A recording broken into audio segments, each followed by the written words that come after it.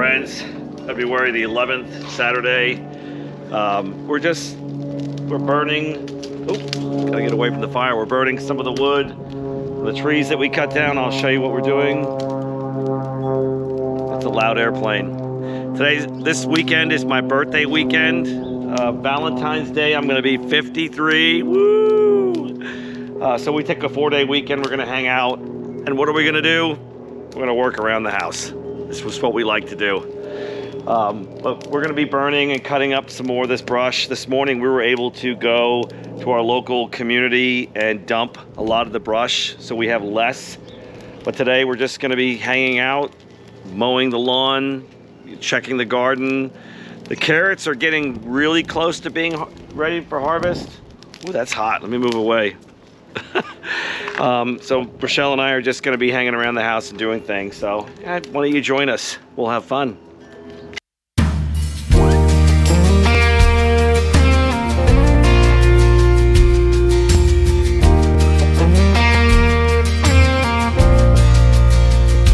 So this is what we have left of those red tip petunias. We're gonna chop them up today. I'll probably let them dry a little bit. We'll burn them, or we'll try to haul them away again. We've got some of these trees here. We uncovered the pool, kind of getting excited about spring. It's cold this morning. Guys, it was 32 this morning. It's gonna warm up to the upper 50s, but we're gonna be outside with the fire pit and hanging out, listening to music, and just kind of getting some stuff done. Rochelle's in charge of the fire. She's the fire queen. That sucker's gonna get 10 foot tall. You wanted to come out and hang out with us, Bonesy?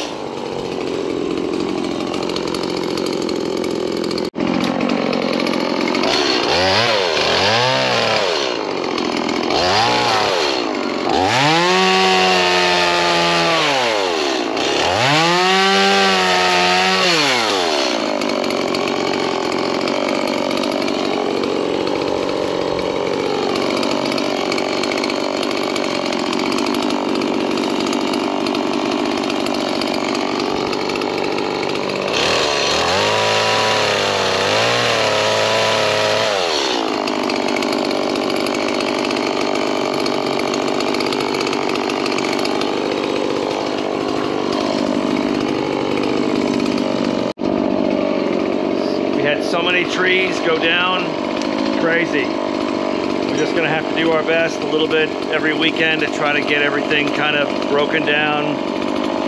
We're gonna burn it. We did take some to our local dump, but we're just gonna burn it. And we'll have wood too for doing cowboy cooking and things like that. So I'm just trying to break it down, and then Rochelle's gonna throw it in the fire pit.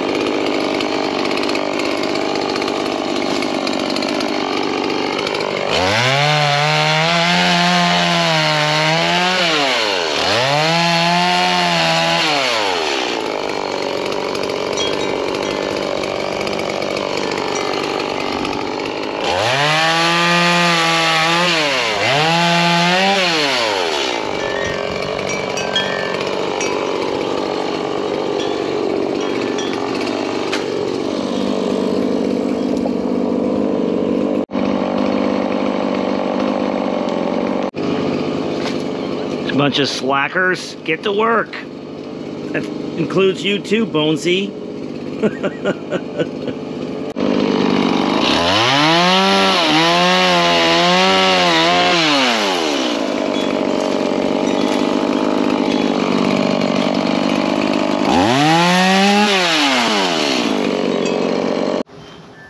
Guys, this wood is green, so we're gonna go ahead and just stack it by the fire. In the next couple of weeks, it'll dry out, and we can use it. We got most of everything done. All this has got to dry out as well too, so we're gonna keep going. Now, hopefully this was our last cold front. I don't know if it's gonna be or not. It was down to like 30 degrees this morning. The garden is fine. The carrots, the garlic, everything's doing good.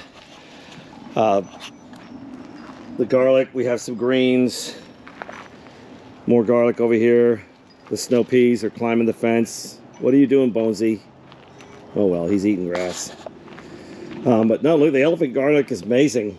It looks great. I'm excited about that.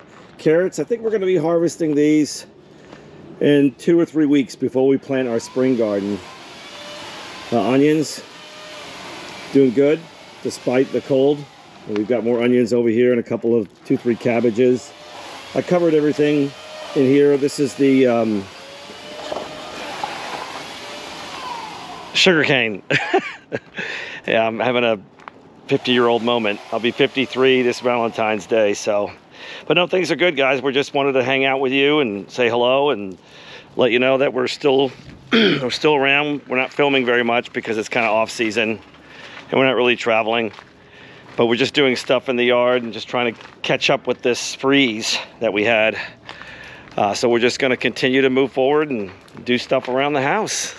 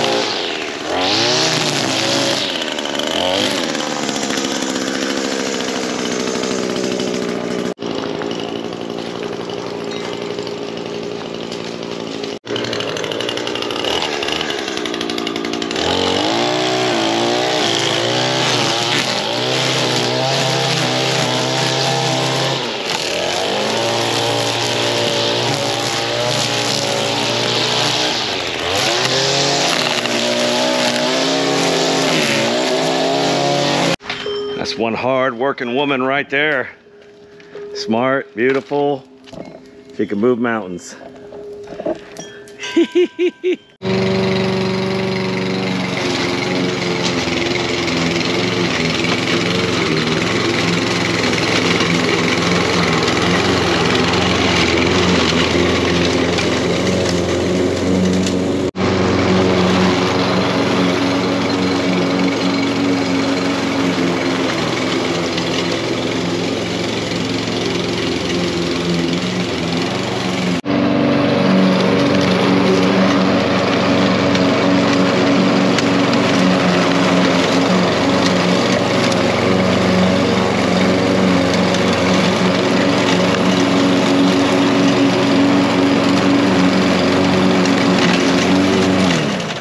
Right. Gonna hang your bottle tree. All right.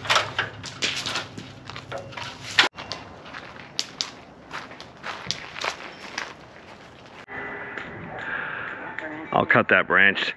So we're hanging Rochelle's bottle tree up in the tree. Of course, guys, you know, with the ice storm and everything, we had to trim everything. I've got to get up there and trim that as well too, but this is a perfect spot for it. And we'll hang her bottles. All right, guys, we got Rochelle's bottle tree up in the tree. We've got it stabilized with a wire so the wind don't blow it crazy like during these Texas thunderstorms, and we're gonna start hanging bottles.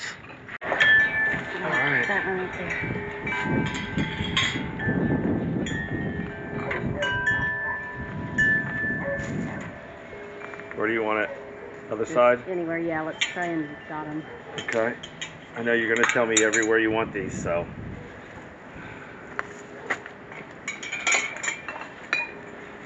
I might put another wire on the other side. Well, no, it's supposed to twist a little. Okay. No, go higher. Don't keep putting it.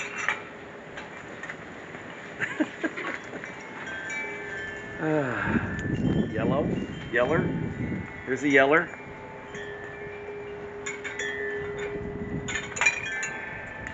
Oh, red. Punchy red.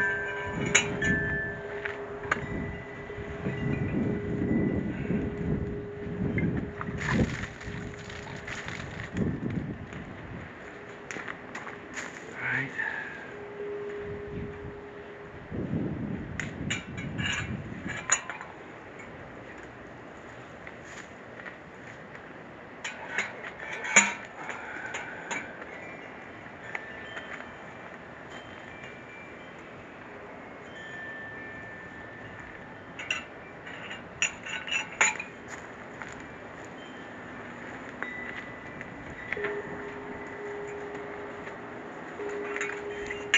Okay. Last one. No. Up. Up. Up. Ta-da! You happy? Okay guys, we've got some beef riblets. These are a cut that you get down in Mexico or here in Texas. We went to a Mexican marketo, which is a Mexican market store, and they take the spare ribs and they cut them cross-cut through the saw. So you have the cross-cut. You can see the bone, the ribs, but these are a really cool item, kind of a Tex-Mex thing. We're gonna just sear them off on the grill, and then I'll move them over, and then we'll just kind of slow cook. And then we're gonna put our chicken and beef fajita meat on. Okay guys, we're gonna go ahead and put our fajita meat on. The riblets are kind of off to the side. They look really good. Hey, I want to plug a channel. Arco Iris Ranch, Bree, her family, they're in Texas. They have a YouTube channel. You know, they don't have a lot of subscribers. They're growing. They're doing the best they can, but we really like to watch them. Their kids are so cute, and they do gardening. They do wonderful things. I'll put a link down below, but check it out. Their wonderful YouTube channel. Let's help them grow. Okay, Miss Rochelle is making the enchilada casserole, the classic Beef and cheese. Beef? And beef, bean, and cheese. Beef, bean, and cheese. You're gonna start with homemade enchilada sauce that we canned. Oh, it's like lasagna. And a layer of corn tortillas, crisped up. Just gonna get rid of the small ones, the little street taco ones. Yummy. And then more saucy enchilada sauce. Now guys, we're cooking, like I said earlier, outside. We're cooking extra. We're gonna be grandparents again. Our daughter's, you know, she's on the nest. She's not feeling good. So we're gonna help them out by making some extra casseroles and things that'll help them during this time. We ground up some 80-20 ground beef. Flavored it with cumin, garlic, salt, pepper, just simple. Drained off a lot of the fat.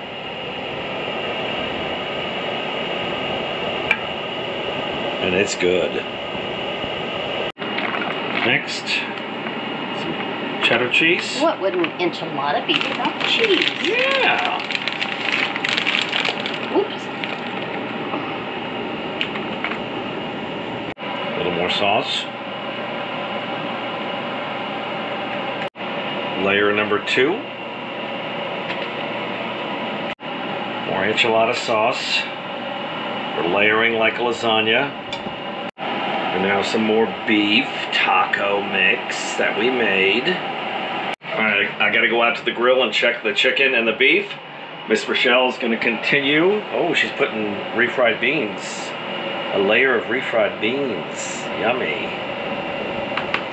All right, guys, sorry for the smoke, but we've got our beef inside skirt. There's two types of skirt meat. There's inside and outside. Inside is more tender, more luscious.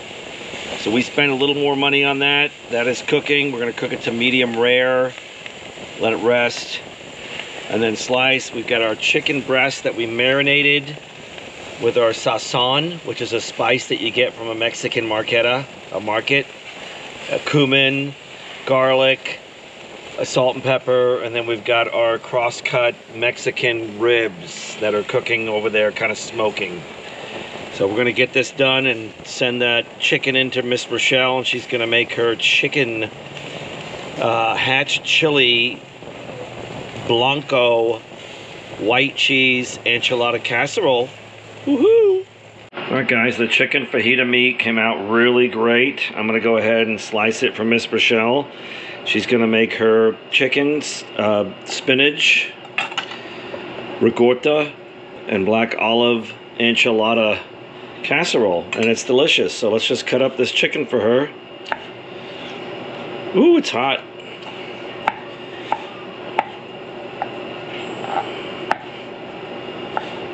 But it's cooked perfectly. It's not overcooked. It's not dry. It's got some flavor. I'm trying to cut against the grain.